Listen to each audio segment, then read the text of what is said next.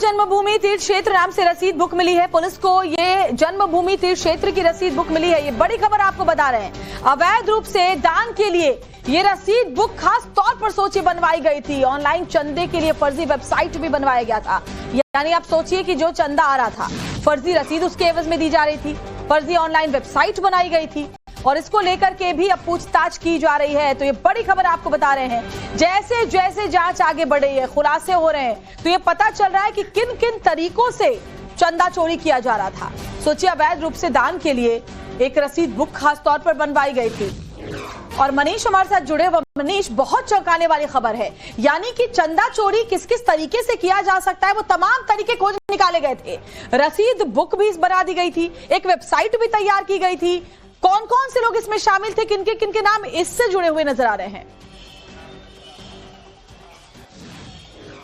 देखिए, सूत्रों के हिसाब से जानकारी मिली है कि पुलिस को एक रसीद बुक मिली है। रसीद बुक में नाम वही लिखा हुआ है, श्री राम जन्मभूमि तीर्थ क्षेत्र, मतलब जो ट्रस्ट का नाम है उसी को रखा गया है।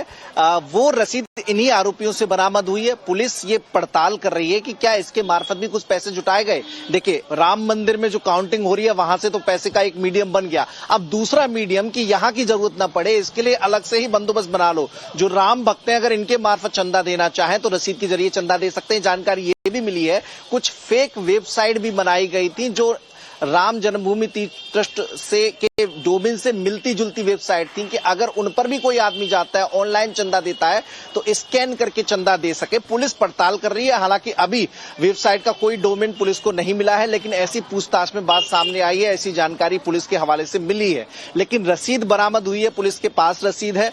इस रसीद के मार्फत क्या कुछ पैसे उठाए गए और क्या इन्होंने ये खुद इस तरह की रसीद लेकर गांव-गांव देहात जाते थे, या फिर इन्होंने अपने कुछ और लोगों को अपने साथ जोड़ रखा था जो ये रसीद के मार्फत गांव देहात जाकर वहां से चंदा जुटाया करते थे। तो पुलिस इस बात की पड़ताल कर रही है। जाहिर है कि जैसे जैसे जांच आगे बढ़ेगी वैसे वैसे और भी राज खुल सकते हैं। बहुत धन्यवाद आपका मनीष, तमाम बातचीत और जानकारी हम तक पहुंचाने के लिए। इस बीच बड़ी खबर ये, चढ़ावा चोरी मामले से जुड़ी हुई राम मंदिर ट्रस्ट के कोषाध्यक्ष से मिले हैं गोपाल राव।